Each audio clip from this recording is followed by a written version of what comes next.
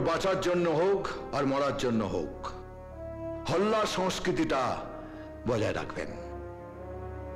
আপনারা সবাই সবাইকে ভোট দিলেন, কিন্তু একজন কাউকে ভোট দিলেন না, আর তার জন্য কোনো ভোট পড়লো না।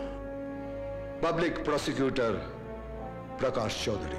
30 বছর ধরে আমি সওয়াল করছি, আর এই দেশে সব আদালত জানে যে আমি সব সময় নিরপরাধ মানুষদের হয়ে সওয়াল করে তাদের ন্যায় বিচার পাইয়ে দিয়েছি।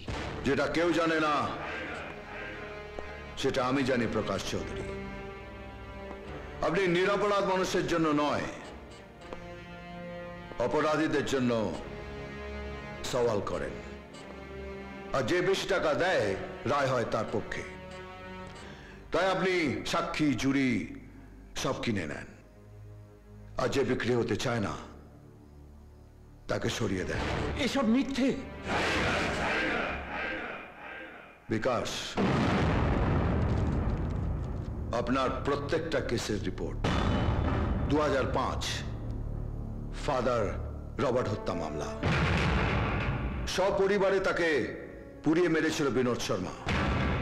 নিম্ন আদালতে তাকে যাবজ্জীবন কারাদণ্ড দেওয়া হয়, কিন্তু কেস হাইকোর্টে উঠলে 50 লক্ষ টাকার বিনিময়ে তাকে নিরপরাধ প্রমাণ করে তাকে মুক্তি দিয়ে দেন। 2006 বারগার্ল জুলিয়ার কেস, বারের মধ্যে শিল্পপতি চন্দ্র ঘোষের ছিল আর তার বন্ধুরা তাকে গ্যাংরেপ করে 30 লক্ষ টাকার বিনিময়ে তাদের আপনি নিরপরাধ প্রমাণ করে মুক্তি দেন, আর জুলিয়াকে পাঠিয়ে দেন মর্গে।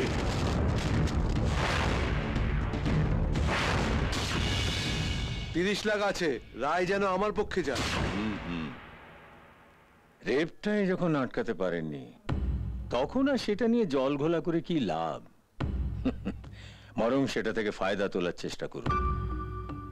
কেসটা উইথড্র করে নিন, 10 লাখ টাকা দেব। আমি ওদের শেষ দেখেই ছাড়বো। আপনি এই কেসটা জিততে পারবেন না, কারণ এই কেসটা হাতে নিয়েছি আমি, প্রকাশ চৌধুরী, আর আমার হাতের রেখায় হারের কোনো দাগ নেই।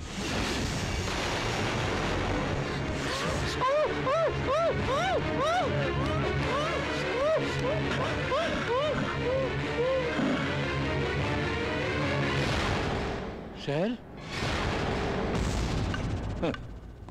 হার্ট অ্যাটাকে মারা গেছে, রিপোর্টটা এইরকমই হবে। আমাকে আমাকে ক্ষমা করুন। আমার সংবিধানের ধারায় ক্ষমা বলে কোনো শব্দ নেই। এতদিন আপনি সত্যিকে মিথ্যা করে এসছেন, রায় গেছে অপরাধীদের পক্ষে। এবার থেকে প্রত্যেকটা রায় যাবে অপরাধীদের বিপক্ষে। আপনার জন্য পড়ে রইল শুধু একটাই সেন্টেন্স, কমা নয়, দাড়ি নয়, একদম ফুল স্টপ। Oh,